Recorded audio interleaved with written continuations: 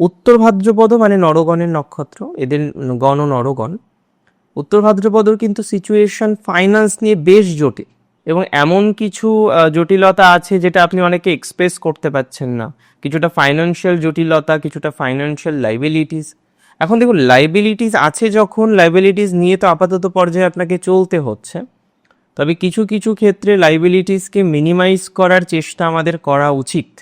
আমি বিশ্বাস করি যে আপনি চেষ্টা করলে সেই লাইবিলিটিসের মাত্রাটাকে মিনিমাইজ করতে পারবেন।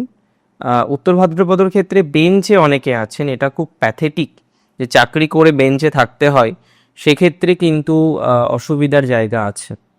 বেঞ্চে যারা আছেন তাদের বেঞ্চ পরিবর্তন করার চেষ্টাটা করতে হবে ধীরে ধীরে।